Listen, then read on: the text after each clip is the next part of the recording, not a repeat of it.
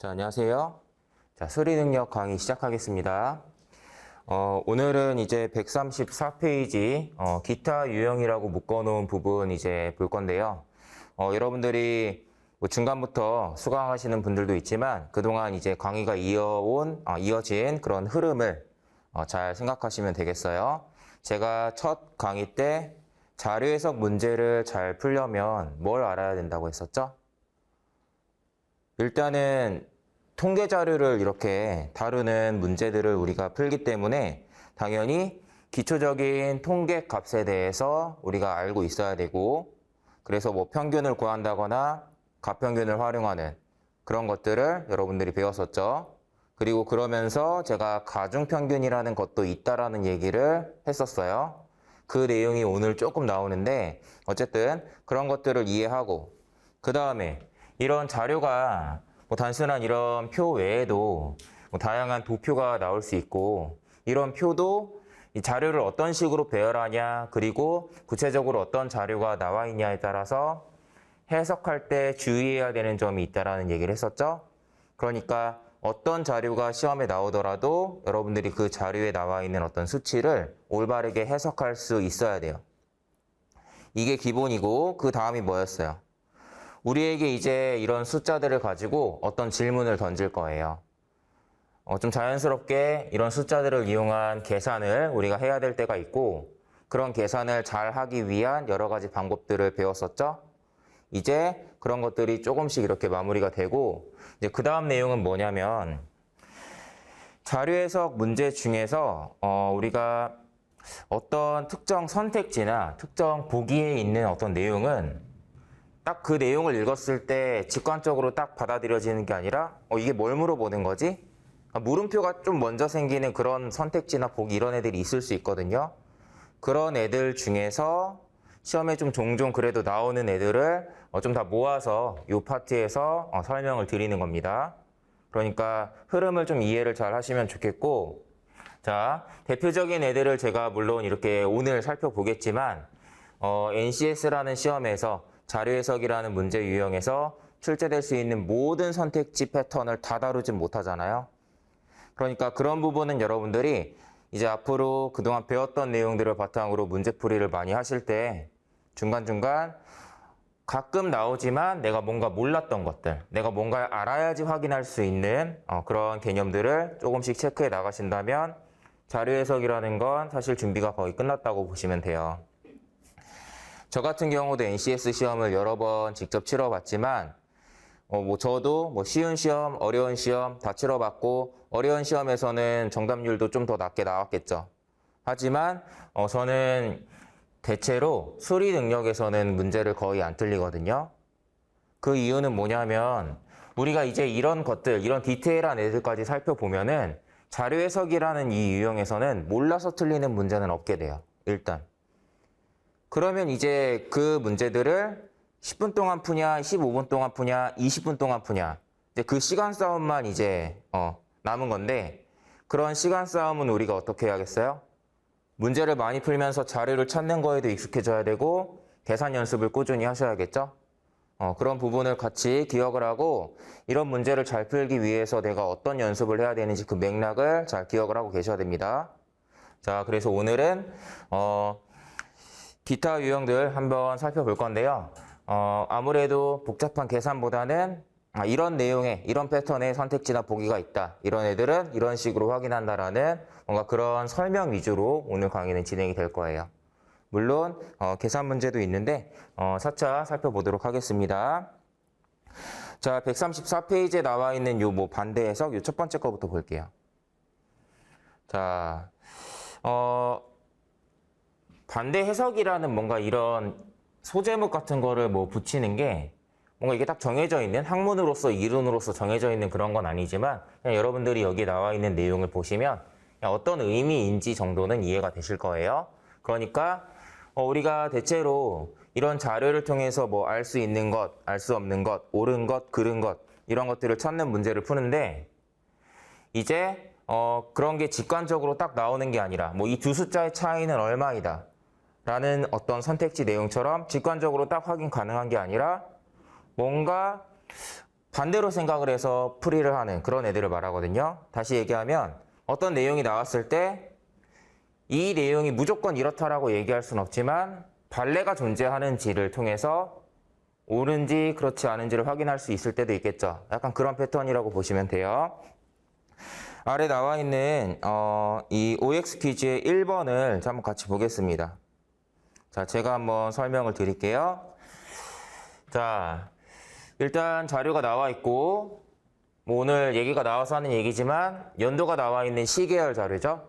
시계열 자료는 조심해야 되는 게 뭐예요? 이 연도가 연속적으로 나올 때가 있고 불연속하게 나올 때가 있어요. 그런 부분. 여기서는 연속하게 나오니까 뭐 그냥 넘어가면 되고요. 자, 그 다음에 요 내용. 자, 여러분들 이 각주라는 게 어떤 의미냐면 이 자료를 온전히 이해하는데 뭔가 필요한 설명이 뭔가 있다면 이런 식으로 갖다 붙이는 거거든요. 이걸 다르게 해석을 하면 이 각주를 제대로 이해하지 못하면 이 자료에 나와 있는 수치를 올바로 해석할 수 없다는 뜻이 되기도 해요. 어떻게 보면. 그러니까 문제 풀 때 이런 내용은 항상 잘 읽으셔야 되고요. 자, 보겠습니다. 여기에 나와 있는 이 기타는 여기 뭐 별표 들어가 있죠? 이렇게 들어가 있고 뭐 각주가 2개 들어가면 별표가 이렇게 2개 붙는 경우가 있어요. 숫자로 1, 가로 1 들어가 있는 경우도 있고요. 어쨌든 얘를 말하는 건데 자, 지금 음향기기 수출액 상위 5개 업체의 연도별 수출액이 나와 있어요. 그럼 얘는 상위 5개 업체를 제외한 나머지의 합계라고 나와 있죠? 그러니까 얘네가 지금 언급되어 있는 이 5개가 상위 5개고 나머지는 그 5개 업체를 제외한 나머지라고 합니다. 상위 5개 업체는 이렇게 해가 지남에 따라서 달라지지 않고 딱 이 5개로 정해져 있다라는 의미예요. 자, 그때 2015년 기타에 포함되는 업체의 수가 여기에 포함되는 업체 수가 적어도 11개 이상이다라고 나와 있어요. 그럼 여러분들은 이 11개라는 숫자가 왜 나왔는지 12개는 안 되는지 12개 이상이어야 되는 건 아닌지 아니면 10개도 가능한지 이런 것들을 좀 생각을 해봐야겠죠? 다시 얘기하면 이게 왜 11개라는 숫자가 나왔을까? 라는 걸 뭔가 여러분들이 이런 쪽에 초점을 맞춰서 확인을 해도 되지만 10개는 안 될까라는 쪽에 초점을 맞춰서 이 내용이 옳지만은 않구나라고 확인할 수도 있겠죠. 좀 그런 쪽으로 이제 저희가 보게 될 건데요. 한번 설명을 드릴게요. 여러분들 고등학생 때인가요? 수학 시간에 비둘기 집의 원리 이런 거 배운 거 기억나요? 기억 안 나죠? 이렇게 막 많이 제대로 다루는 그런 내용은 아니거든요. 비둘기 집의 원리라는 게. 그런데 우리가 알게 모르게 일상에서 그런 것들이 이제 좀 활용이 되고 수학적으로는 아니어도 좀 활용이 되기도 하고 여기서도 약간 그런 개념이 활용이 되는 건데 이 비둘기 집의 원리라는 게 뭐냐면 그냥 칸을 이렇게 나눕시다. 이렇게 9개의 칸이 있죠. 이 9개의 비둘기 집이 있는데 비둘기가 10마리가 있는 거예요. 비둘기 10마리가 이 9개의 집에 이렇게 막 다 들어가서 살면 적어도 하나의 요 집에는 비둘기가 2마리 이상 있겠죠. 하나씩 골고루 나눠 가져도 어딘가에는 둘이 들어가게 된단 말이에요. 그죠? 뭔가 이런 게 비둘기 집의 원리예요. 우리가 어떤 꽁돈이 생겼어요. 꽁돈이 생겨서 10,000원을 친구들끼리 나눠 가질 거예요. 4명이 나눠 갖는다고 하면 적어도 얼마 이상 받겠다. 이런 것들 생각하는 거 있죠. 물론 똑같은 개념은 아니지만 얘네도 뭔가 이렇게 골고루 나눠 가졌을 때 골고루 나눠 갖는다고 했을 때 누군가는 얼마 이상 받는다. 뭔가 이런 거 확인할 때 이게 원리가 사용되는데요. 얘도 약간 비슷합니다. 자, 설명을 드려볼게요. 자, 지금 보시면 2015년 여기죠. 자, 기타에 해당하는 애들이 요거예요. 그러니까 이 기타에 해당하는 애들은 음향기기 수출 자, 6번째부터 그 이하가 나와 있는 거죠. 자, 그러면 잘 보세요. 이 2를 제외한 자, 6번째 어떤 기업이 있다라고 해봅시다. A부터 E까지 5개의 기업이 아니라 수출액 상위 6번째인 기업이 있다고 해봐요. 자, 이 기업은 보시면 아시겠지만 이 기업의 수출액은 최소 얼마죠? 최대? 얘가 여섯 번째니까 얘네가 아무리 수출액이 많아도 요거보단 작아야 되잖아요. 그쵸? 그러니까 얘네는 1529만 원보다는 적을 거예요. 이해되나요? 자, 일곱 번째 애는요? 모르죠? 구체적으로 알 수는 없지만 이 일곱 번째 기업도 수출액이 이게 얘처럼 1529보다는 작다는 거 알죠? 그러니까 이런 식이에요. 일곱 번째, 여덟 번째, 아홉 번째 그 업체가 몇 개가 있는지 몰라도 얘네들이 전부 다 1529만 원보다는 수출액이 더 적을 거라는 거죠. 그러면 이런 애들이 지금 11개 이상이냐고 물어보니까 10개일 수도 있지 않을까라는 생각으로 접근을 하면 자, 이런 애들이 10개 있으면 얼마겠어요? 수출액 총합이 여기다가 이제 곱하기 10을 하는 개념이니까 15,290 뭐 단위는 생략하고 요거보다는 적겠죠. 자, 그런데 지금 보시면 이 기타에 해당하는 애들은 어때요? 총합이 요거보다 많잖아요. 요거보다 많기 때문에 10개의 업체만으로는 기타에 포함되는 업체들이 10개만으로는 절대로 저 수출액 금액을 채워 넣을 수가 없는 거예요. 그러니까 뭔가 여기에 좀 더 더해서 최소한 하나는 뭔가 있어야 된다라고 우리가 해석을 할 수 있겠죠?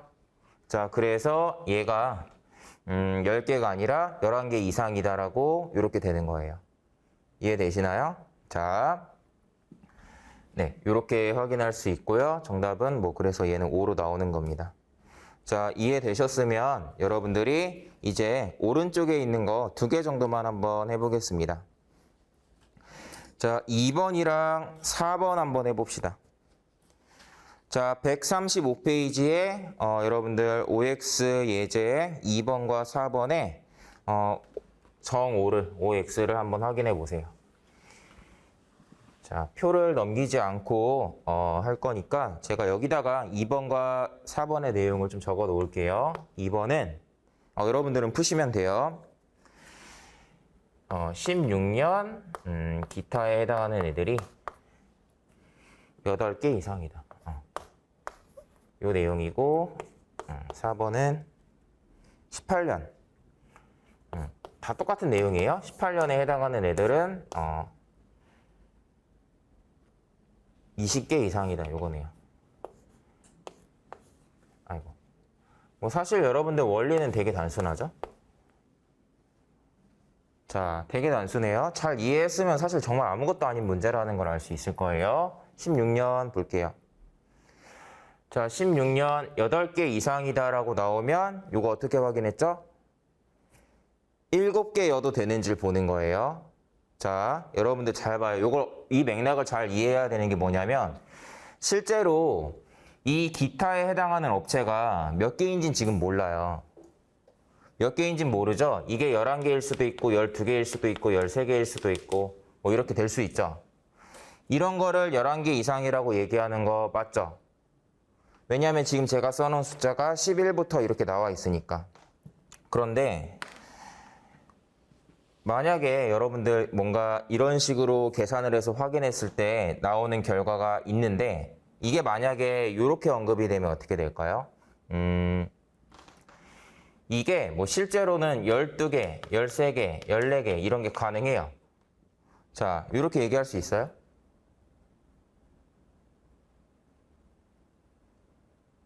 열한 개 이상이다라고 얘기할 수 있나요? 잘 생각해 봐요.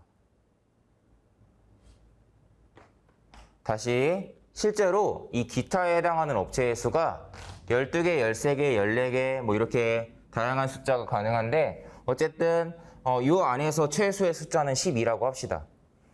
이런 애를 가지고 이렇게 얘기할 수 있나요?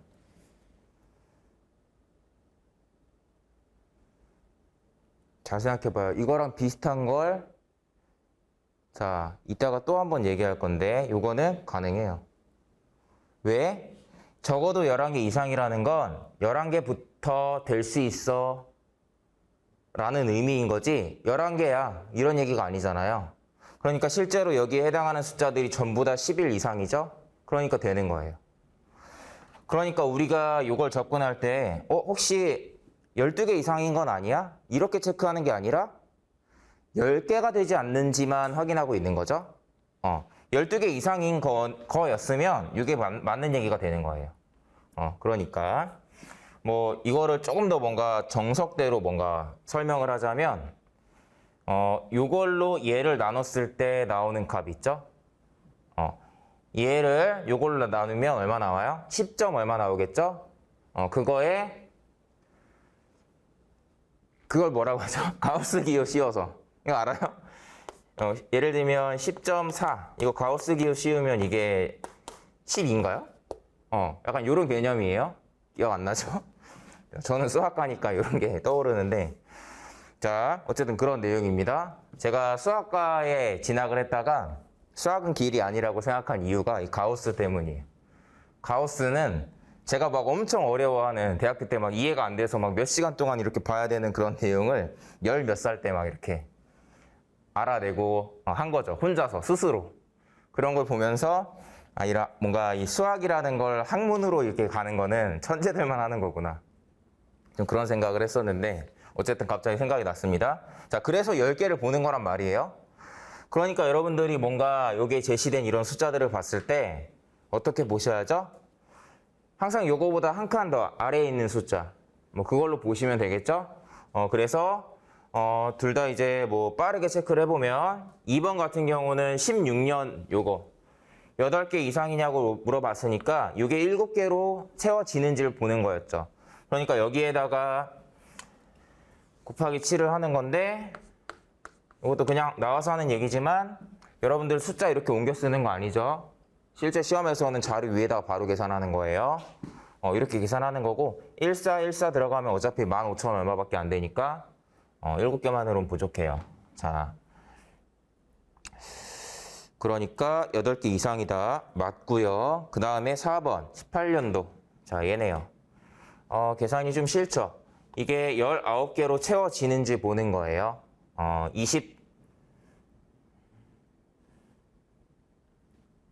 죄송합니다. 여러분들 죄송해요. 제가 여기도 얘가 꼴찌라고 생각했는데 얘로 봐야 되겠죠? 5번째. 이게 순위가 아니니까 죄송합니다. 요걸로 봐야 되는 거였고 다행히 여기서는 마침 얘가 최소여서 문제가 없었네요. 자, 여기에서 20 곱하는 거니까 19 곱하는 거니까 20-1로 봐야겠죠?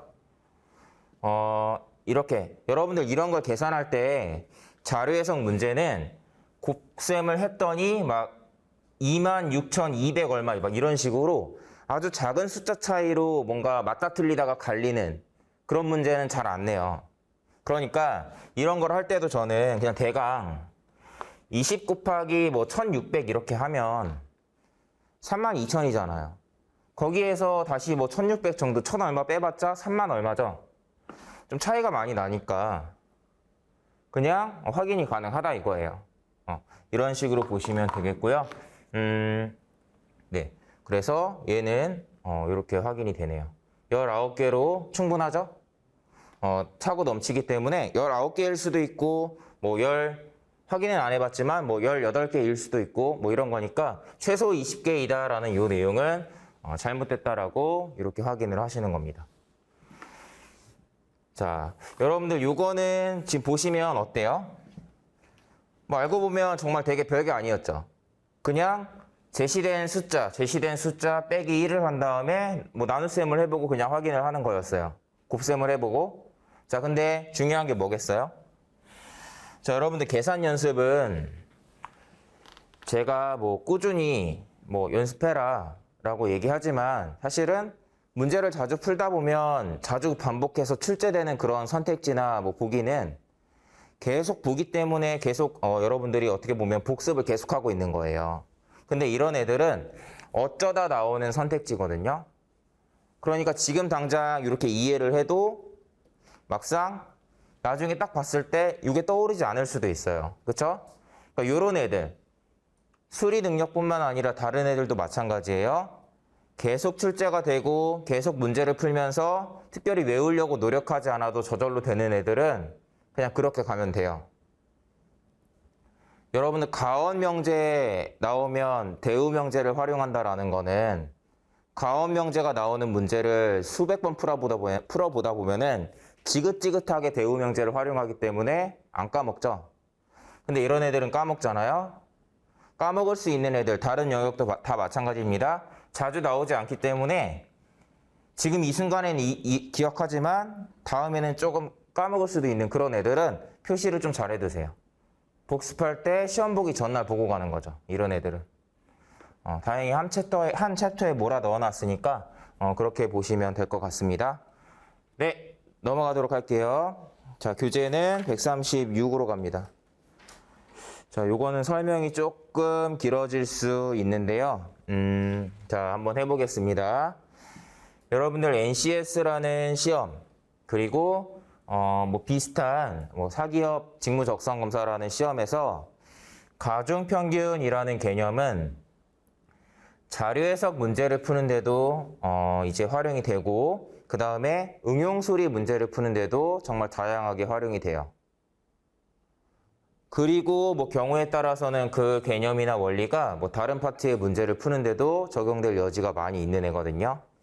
그래서 우리가 평균이라는 걸 공부할 때 가평균이라는 걸 좀 같이 이렇게 공부하죠. 앞으로는 얘네들도 좀 같이 기억을 했으면 좋겠고, 자, 어떤 식으로 얘네들이 이제 뭐 적용이 되는지, 실제 시험에는 어떤 식으로 문제가 나올 수 있는지 그런 것들을 한번 체크해 보겠습니다. 자, 가중평균이 뭐죠? 여러분들이 앞으로 어떤 이런 특정 단어를 보실 때, 공부하실 때는 이런 질문에 한마디로 얘기할 수 있어야 돼요. 그게 아니면 여러분들이 실제 시험에서 활용을 바로 못한다는 뜻이에요. 예를 들어 볼게요. 여러분들 응용수리를 이제 저희가 조만간 배우게 될 겁니다. 자, 거리는 속력 곱하기 시간이라는 공식을 활용하는 테마의 문제들이 있죠. 자, 걔네들 문제 풀 때 몇몇 중요한 포인트들이 있어요. 뭐가 있나요? 물론 이런 걸 제가 강의로서 알려주겠지만 나중에 여러분들이 복습하실 때 그게 스스로 딱 나와야 된다는 뜻이에요. 왜냐하면 우리가 지금 어떤 개념을 배우고 있는데, 저는 이런 것보다도 더 중요한 게 시험을 볼 때 좀 전에도 얘기했지만 어떤 내용을 딱 보고 얘가 뭐랑 관련된 내용이지, 얘는 이런 걸 활용하는 문제였지, 아까 봤던 거 숫자 1 빼서 뭐 이렇게 계산하는 거였지, 이런 거를 바로 생각하는 능력이 정말 중요하다고 생각하거든요. 그게 아니라 이제 문제를 읽고 어떻게 풀지라는 걸 이제 고민하는 시간이 이제 자꾸 포함되어 있으면 실제 시험 시간에서 그런 고민하는 시간, 그러니까 풀이를 시작하지 않고, 여러분들이 뭐 이렇게 쓰면서 풀이를 한다라고 했을 때 이렇게 쓰지 않고 어떻게 풀지 이렇게 생각하는 시간, 그 시간이 자꾸 늘어난단 말이에요. 그게 없어야 돼요. 그게. 이해되시죠? 자, 그래서 그런 것들은 뭔가 특정 어떤 개념에 대해서 얘가 뭐지? 라고 했을 때 바로바로 나와줘야 된다는 겁니다. 가중평균은 뭐예요? 짧게 얘기하면 가중치를 고려한 평균이에요. 예를 들면 작은 어떤 뭐 스터디 그룹이 있어요. 스터디 그룹이 있는데 그 스터디 원 중에 이제 여성 멤버가 2명이 있는데, 뭐 시험을 봤다고 합시다. 모의고사를 봤는데 이 여성 2명이 한 명은 60점, 두 번째 사람은 70점을 받았어요. 자, 그리고 이 스터디에는 남자가 한 명 있는데요. 이 남자 한 명은 몇 점이라고 할까요? 80점이라고 합시다, 그냥. 자, 이렇게라고 합시다.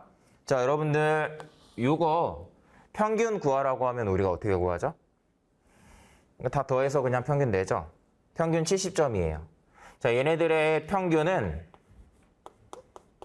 70점인데요. 이거는 지금 우리가 이 평균을 내고 있는 이 자료값을 요 3개를 활용하기 때문에 이렇게 되는 거죠. 자, 근데 이걸 조금 자료를 제가 바꿔볼게요. 자, 여성은 2명이고 남성은 1명인데요. 남성은 1명이니까 뭐 점수 그대로지만 여성 점수의 평균은 65점이에요. 그쵸? 자, 이랬을 때, 자, 얘네들 평균 구해봐요 라고 했을 때, 자, 요거 평균 구해보세요 라고 했을 때, 당연히 결과가 같게 나와야 되죠. 같은 자료인데, 뭐만 다르게 한 거예요? 뭐, 솔터링만 다르게 한 거예요, 어떻게 보면은. 그러니까, 이거 가지고도 평균이 이렇게 나와야 된단 말이에요. 근데 우리가 가장 기본적으로 알고 있는 평균이라는 게 뭐죠? 이런 수치가 나와 있으면 수치를 더해서 2로 나누는 거잖아요. 단순하게 이 두 수치 더해서 2로 나눴을 때 절대 이 숫자가 나올 수 없다는 거 알고 계시죠? 그러니까 뭔가 이러한 여러분들에게 주어지는 이런 자료가 아까처럼 이런 점수를 다 나열하는 게 아니라 뭔가 이렇게 한번 가공된 이런 자료라면 이걸 이용해서 평균을 구할 때 당연히 지금 여성은 2명이고 남성은 1명이라는 이 수치를 반영을 해야겠죠. 이게 바로 가중치라는 말이에요. 지금 보시면 남성에 비해서 여성 쪽에 비중이 더 많기 때문에 여성 쪽의 가중치가 2배라고 생각하시면 되는 거예요. 그럼 이걸 어떻게 적용하냐? 전체 3명 중에 2명이, 자, 이게 가중치예요. 전체 3명 중에 2명이 65점이고요. 자, 그 다음에 전체 3명 중에 1명이 80점이죠. 자, 전체에서 차지하는 비중, 사람 수에서는 사람 수가 비중이 되는 겁니다. 가중치고 그 가중치에 해당하는 값. 이런 식으로 곱해서 더해주는 게 가중평균이라는 거예요. 뭐 말은 이렇게 하지만 사실 요거 나열하면 원래 이거잖아요. 평균이. 원래 아까 이걸 어떻게 구했죠? 이걸 구할 때 이렇게 했었죠? 이거를 단순하게 보면은 뭐냐면 여성 이렇게 나눈 다음에 자, 얘만 따로 생각하면 3분의 1이죠. 들어간 거예요. 얘네 둘의 평균이 65죠? 2명이니까 3분의 2로 들어간 거예요. 그냥 이런 차이라서 뭐 크게 뭔가 원리적으로는 그냥 똑같은 내용인데 뭔가 우리가 자료를 해석할 때 애초에 이런 식으로 나오는 자료가 있을 수 있기 때문에 그걸 잘 반영해서 평균을 구해야 되는 거죠. 이게 가중평균이라는 건데 시험 문제로 활용이 될 때는 어떤 식으로 활용이 되는지 그리고 여러분들이 꼭 알고 있어야 되는 뭔가 성질이 있다면 뭐가 있는지 그걸 한번 설명을 드리겠습니다. 자, 여러분들 제주도 여행 다 한 번쯤은 좀 가볼 만하죠? 저도 제주도 여행을 수학여행 때 한번 처음 그때 가봤었죠. 자, 그리고 그런데 자, 어쨌든 제주도 여행을 다녀온 경험이 한 번 이상 있다라는 뭔가 이런 설문조사를 했다고 합시다. 설문조사를 진행을 했어요. 자, 그래서 그렇다라고 응답한 사람 수. 자, 그 사람 수랑 그 사람들의 뭐 어떤 비율에 대해서 이제 얘기를 하고 싶은데 일단 성별에 따라서 이렇게 뭔가 분류를 해봤을 때 남성은 40%가 그러니까 조사에 응답한 사람의 40%가 저는 제주도 갔다 온 적 있어요. 이렇게 응답한 거고 여성은 60%라고 해봅시다. 자, 그러면 아까처럼 각각 이렇게 나열되어 있는 자료를 지금 남성, 여성으로 이렇게 뭔가 한번 가공을 한 거죠. 자, 그런 상태예요. 자, 이런 상태에서 이런 비율이 있는데 남성과 여성의 수에 따라서 전체적으로는 몇 %냐라는 걸 구할 때 어떤 식으로 결정이 되는지를 그냥 눈으로 보세요. 자, 만약에 남성이 100명, 여성이 100명이었다. 자, 다르게 얘기하면 남성과 여성의 수가 같을 때였다라고 하면 뭐 이렇게 길게 얘기할 건 없지만 남성의 40% 40명, 여성의 60% 60명, 100명이죠? 전체 200명 중에 100명이기 때문에 50%일 거예요. 자, 그러면 자, 그때 여러분들 이걸 보세요. 이게 뭐냐면 자, 뭔가 이렇게 선분을 그린다고 했을 때 여러분들 이거 이렇게 가로로 쭉 이어지는 선분, 이 숫자가 딱 들어가 있는 이런 선분이라고 생각하시면 돼요. 자, 남성은 40이고 여성은 60이고요. 자, 지금 이 첫 번째 케이스가 뭐냐면 전체 비율이 50%인 자, 이때거든요. 자, 얘가 뭘 말하는 거냐면 여기 이 가운데 이 전체 평균 값에 대해서 요 사이의 거리랑 요 사이의 거리를 말하는 거예요. 지금 보시면 아시겠지만 40%, 60% 했고 결과가 50% 나왔죠?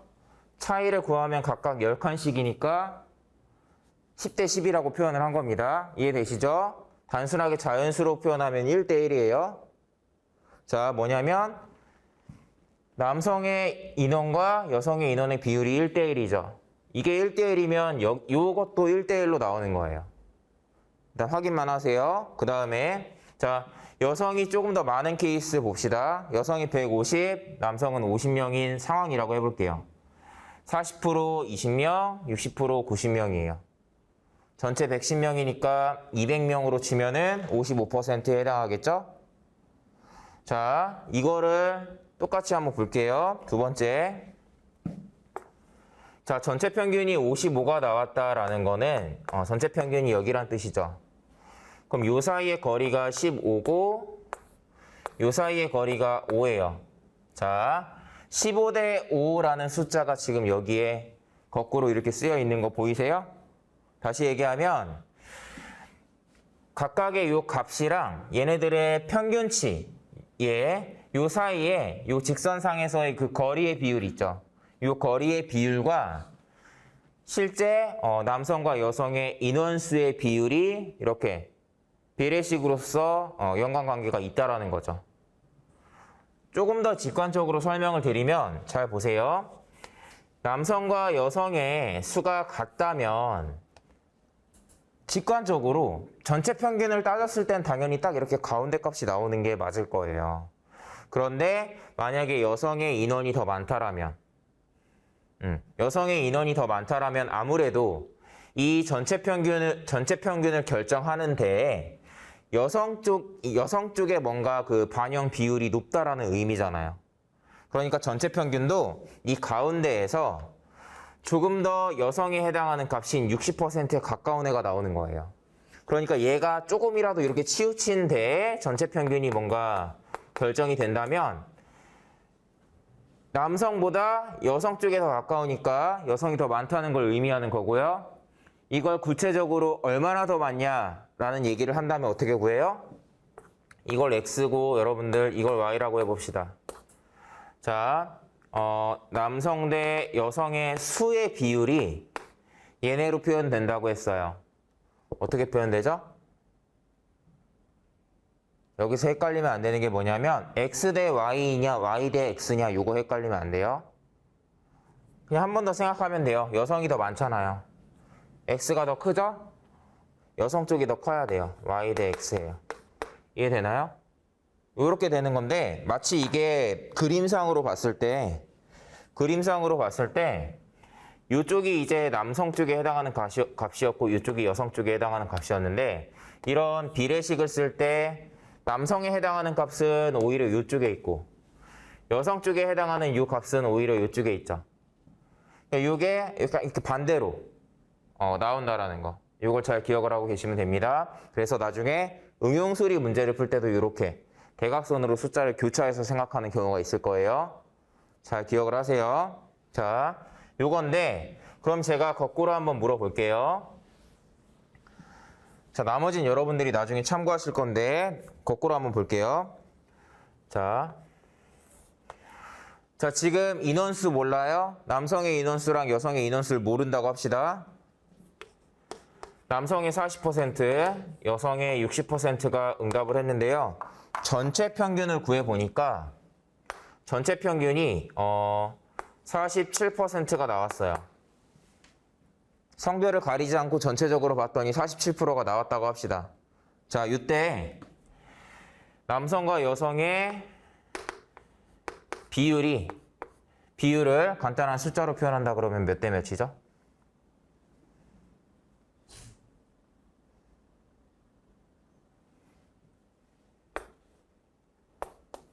자, 요건데 남성 쪽으로 더 치우쳤죠? 남성이 더 많다는 뜻이에요. 13대 7이라는 의미죠.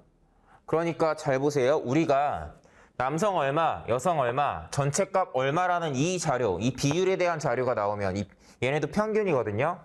자, 이게 나오면 뭘 알 수 있어요? 남녀 수의 비율을 알 수 있죠. 자, 그 다음에 거꾸로 가볼게요. 거꾸로. 자, 요번에는 여성이 좀 더 많은 케이스라고 합시다. 남성과 여성의 비율이 2대 3이라고 해봐요. 2대 3이라고 해봐요. 자, 그러면 전체 평균은 얼마겠어요?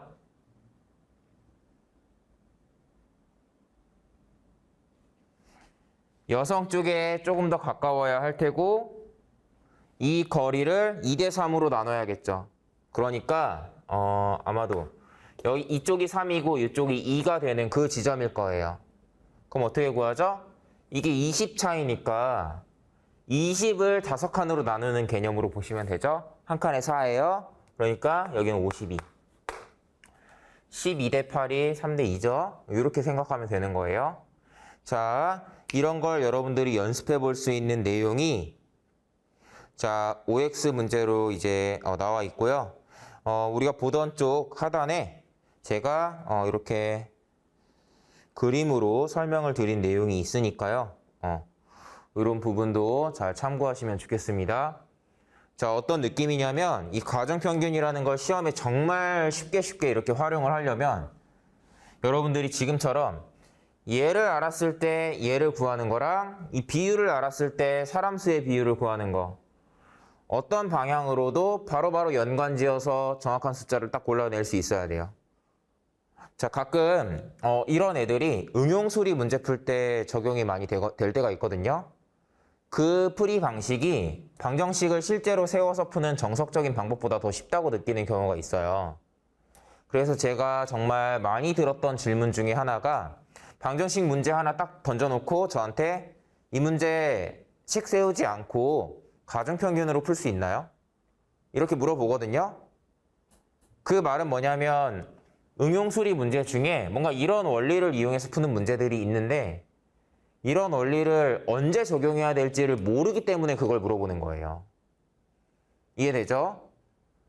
그 사람은 이 유형에서는 돼, 저 유형에서는 안 돼. 그런 식으로 뭔가 얘는 되는 애고 얘는 안 되는 거구나 라는 식으로 이제 암기를 해버리면 암기 과목은 까먹게 돼 있고 문제가 조금 바뀌면 적용 못하게 돼 있거든요. 그러니까 물어보니까 알려는 주지만 사실은 이런 식으로 외우면 안 된다. 왜 되는지를 스스로 이해하고 납득하고 스스로 꺼낼 수 있어야 된다라고 많이 강조를 하는데 그래서 여러분들이 이거를 완벽하게 일단 이해를 하고 계셔야 됩니다. 자, 오른쪽에 OX 135번 3개 한번 빠르게 해봅시다. 137페이지의 OX 문제 135번을 한번 빠르게 해보세요. 자,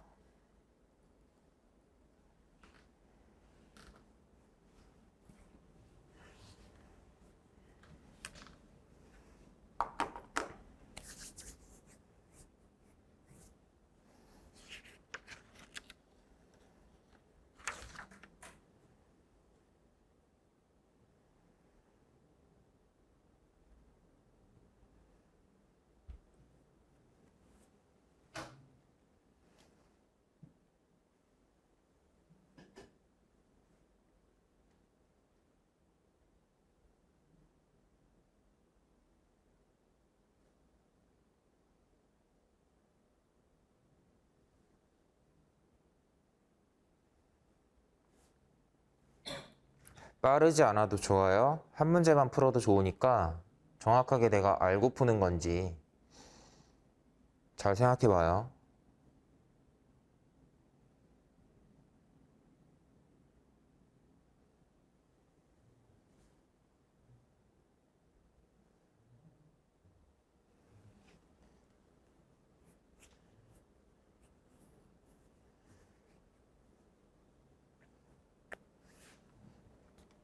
자, 한번 같이 한번 봅시다. 자, 일단 여러분들의 뭐 이해를 돕기 위해서 제가 막 이렇게 선분을 그려놓고 뭐 길이를 이렇게 체크해 드리기도 했지만 저도 실제로 문제 풀 때 이렇게 그려놓고 풉니다.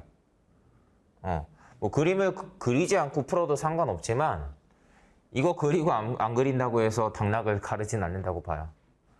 자, 볼게요. 자, 설문조사를 했고 나는 S사 핸드폰을 사용하고 있다라는 질문에 남성은 50%가 여성은 30%래요. 그럼 이쪽이 남성이죠? 남성은 52, 여성은 30%가. 자, 그렇다라고 했습니다. 하지만 선택지 1번 전체 응답자의 41%라고 하네요. 자, 그러면 이 조사에 참여한 사람은 남성이 더 많다. 자, 누가 더 많다 적다 정도만 보려면 요거 두 개의 정 가운데가 40이죠. 40에서 이쪽으로 치우쳤으니까 남성 쪽으로 치우쳤으니까 남성이 더 많다. 맞는 내용이 되는 거예요. 3번 볼게요. 자, 이 조사에 참여한 사람이 남성이 140, 여성이 60이래요. 이때 자, 전체 평균은 얼마냐라고 물어본 건데 자, 보시면 아시겠지만 남성이 더 많죠. 40보다 무조건 크게 나올 거예요. 그래서 아니죠. 자, 그래서 아니다라고 체크하면 되는 애입니다. 남성과 여성의 수가 같으면 정확하게 가운데인 40%가 나오는데 남성이 더 많으니까 40%보다 더 높은 값이 나올 거란 말이에요. 그래서 아닌 거고 요거는 왜 이걸 냈겠어요? 몇 대 몇이다 보는 거 요거 거꾸로 잘 생각하면 뭐 이렇게 착각할 수도 있겠죠? 그런 부분을 의도한 문제입니다. 뭐 문제는 쉬웠어요. 넘어갈게요. 5번 볼게요. 네. 자, 같은 그림에다가 같이 봅시다. 네. 자, 조사에 참여한 여성 수가 90명 이상일 때 전체 응답자의 39% 이상이 S사 핸드폰을 사용한다. 자, 이렇게 나와 있는데요. 요거는 여러분들이 사실 그냥 써 있는 대로만 보면 이건 당연히 알 수 없는 거예요. 써 있는 대로만 보면은 알 수 없어요. 왜냐하면 남성의 수를 알 수 없으니까. 그쵸? 남성의 수가 나와 있지 않으니까 이것만 가지고는 알 수 없는데 맥락이 이게 사실 지금 우리가 이렇게 홀수번만 골라서 풀어서 그렇지만 이 바로 위에 보시면 이런 얘기가 있죠? 이런 맥락에서 나온 내용이긴 했거든요. 그래서 일단 저 맥락으로 한번 봅시다. 그냥 저 맥락으로 보면 자, 어떤 의미인가요? 자, 90명일 때를 생각을 해봐요. 그럼 남성이 110명이라는 거니까 자, 어떻게 돼야 되죠? 여기가 아마 41%인가요? 41%? 만약에 그렇다면 자, 그러면 그쵸? 남성이 이렇게 되면은 자, 이렇게 되는데 여성의 수가 90명 이상이다라는 얘기는 여성의 수가 90명 이상이라는 말은 남성은 더 이렇게 줄어든다는 얘기죠. 그러니까 실제로 전체 응답자의 몇 %가 뭐 S사 핸드폰을 사용한다 이렇게 얘기할 수 있냐면 여성의 수가 90명일 때가 딱 요거고 실제로는 더 많을 테니까 더 여성 쪽에 가까운 값이 나와야겠죠. 그래서 만약에 선택지 4번 문제처럼 이게 전체 인원수가 200명이다라는 조건이 만약에 있었다면 90명일 때는 여기고 여성의 수가 더 많아진다면 요거보다 더 낮은 숫자가 나올 거야. 라고 해서 41% 이하이다라고 만약에 이렇게 나와 있었다라면 맞는 내용이 되겠죠. 요거를 한번 같이 생각해 보세요. 자, 근데 5번에 나와 있는 일단 요 내용만으로는 당연히 알 수 없는 거였습니다. 자, 그러니까 OX에서 X를 고르시면 되는 자, 거였죠. 맥락은 이해되나요? 자, 그러면 바로 다음 페이지 예제 19번을 여러분들이 빠르게 한번 풀어볼게요. 예제 19번 한번 풀어봅시다.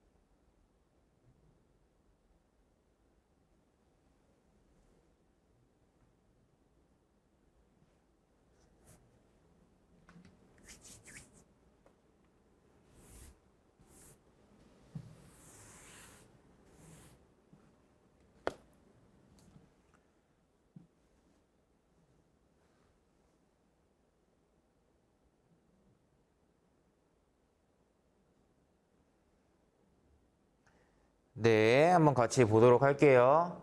자, 일단 체크해 보겠습니다. 자, 선택지 1번. 개인가족적 이유로 첫 직장을 이직한 청년 수가 2013년에 가장 많대요. 자, 요거는 알 수 없죠? 자, 여러분들 문제 풀 때 조심해야 되는 거 한 번 더 강조합니다. 항상 어떤 선택지나 보기는 무엇은 무엇이다. 무엇은 어떠하다. 이렇게 얘기를 하죠. 그러니까 주어를 정확하게 봐야 돼요, 일단. 자, 주어를 정확하게 보는데, 자, 일단 여러분들 이 자료 어떤 자료죠?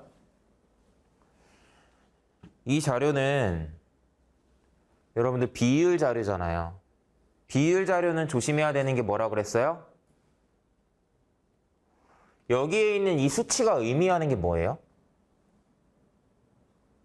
예를 들면 내가 뭐 물건을 팔아서 매출이 8.5억 원이 나왔다.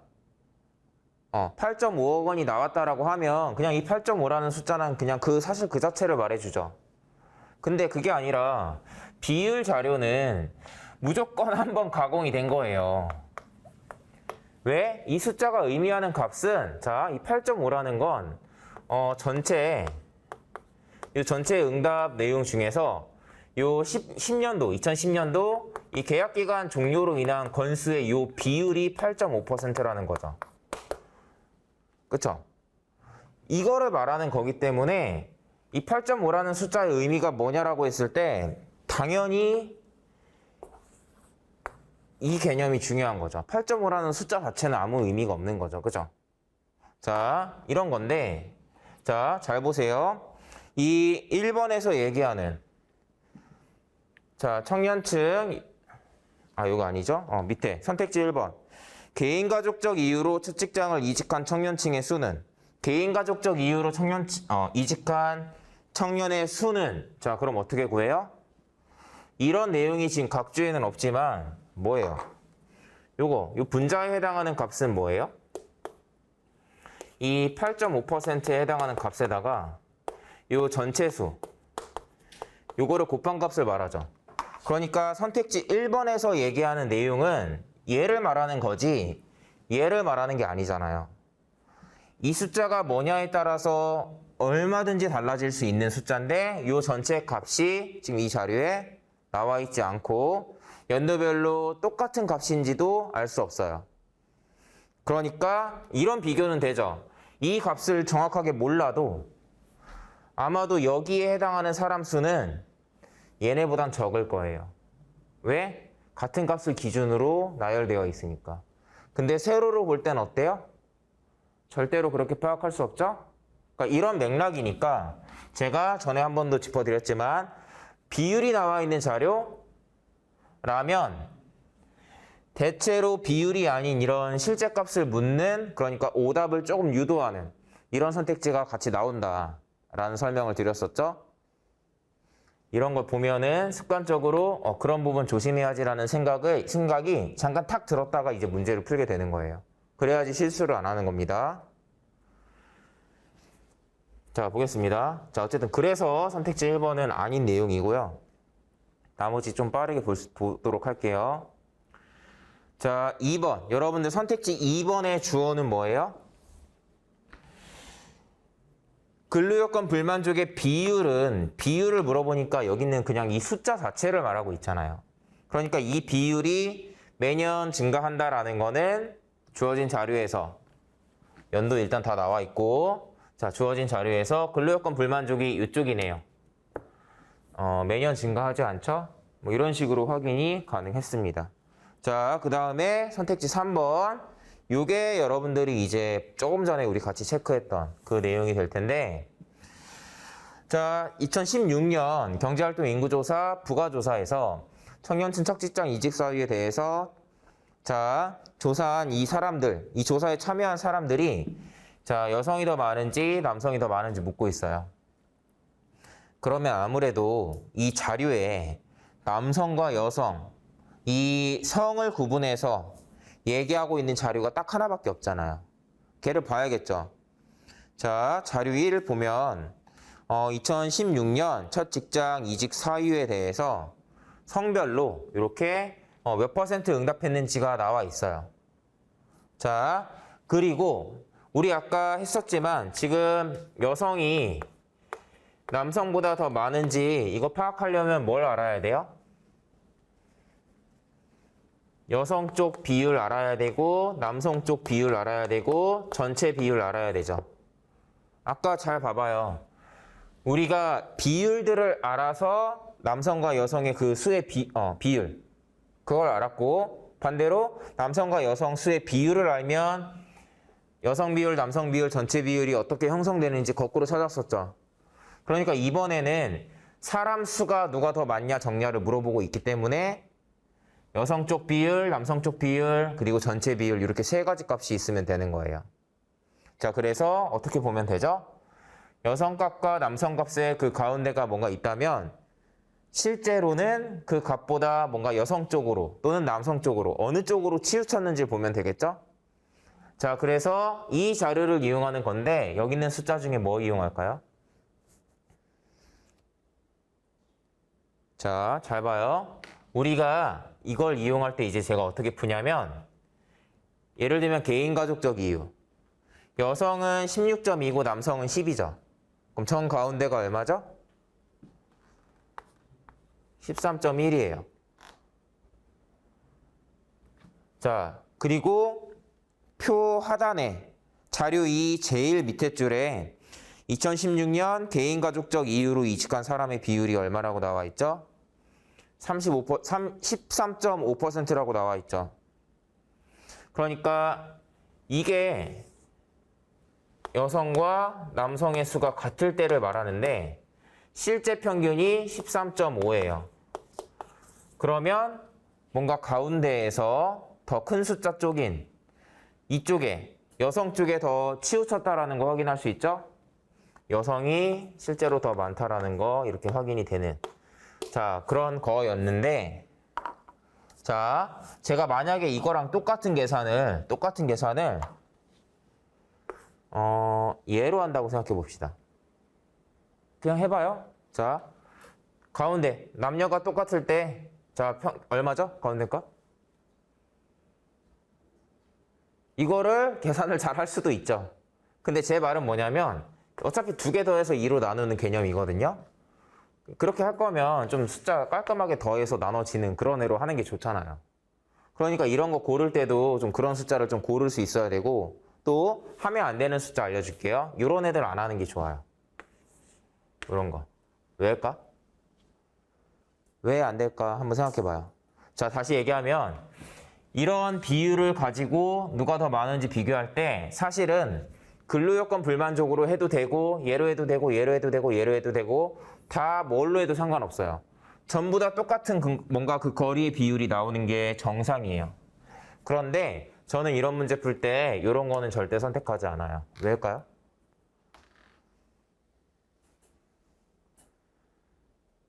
왜일까? 이게 맞냐 틀리냐를 얘기하는 게 아니라 보통 선택하면 안 돼요. 이유는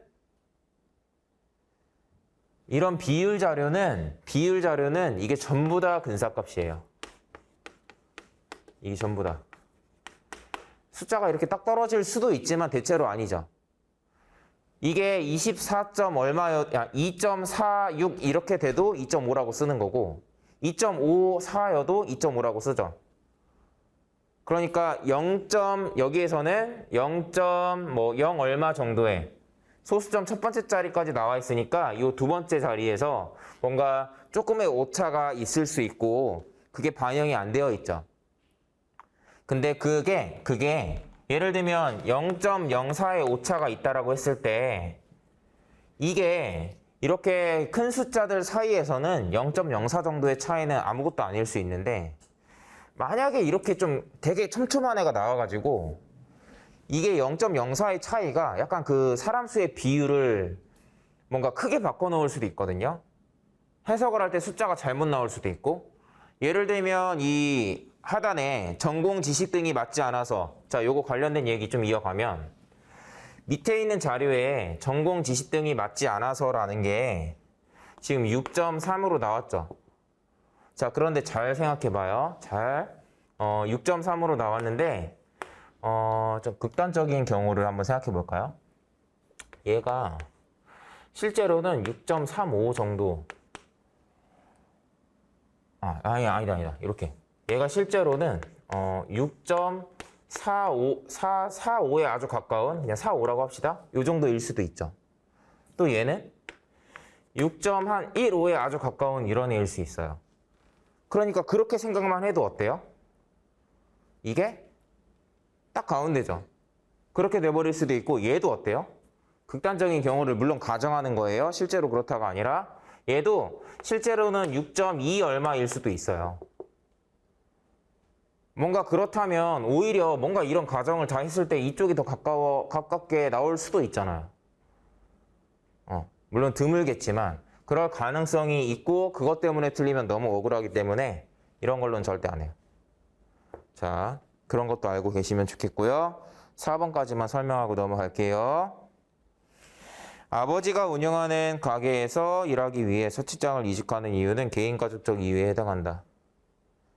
선택지 4번. 뭐 많이들 보통 이 문제가 어떤 문제냐면 3번까지 봤는데 답이 없네. 보통 요걸 실수하거든요. 보통 3번을 딱 보고 이건 알 수 없는 내용이야 라고 생각해서 넘어가면 이제 답을 고를 수 있는 게 별로 없는데 4번이 딱 답을 고르기 좋게 좀 뭔가 내용이 나와 있거든요. 헷갈리게. 그래서 4번을 오답으로 많이 고르는 문제인데, 뭐 정확하게 알고 있었다면 뭐 여기서 끝났겠지만, 보면 자, 빠르게 설명할게요. 좀 길어졌습니다. 자, 아버지가 운영하는 가게에서 일하기 위해 첫 직장을 이직하는 경우 라고 나와 있지만, 자, 여기 가족사업 참여에 대해서 표시 아까 얘기했던 게 나왔다. 여기 가족사업 참여 각주 2번이죠. 기타 여기 각주 2번으로 들어가 있죠. 요거 얘기한다라는 뜻이에요. 그래서 여기에 나와 있는 가족사업 참여는 기타에 해당하는 거기 때문에 개인가족적 이유에는 해당하지 않습니다. 그래서 또 이게 잘못된 내용이고요. 자, 이렇게 보는 거였습니다. 자, 예제 한번 같이 풀어봤는데요. 조금 설명이 길어졌습니다. 자, 여러분들 쉬었다가 140페이지부터 이어가도록 하겠습니다.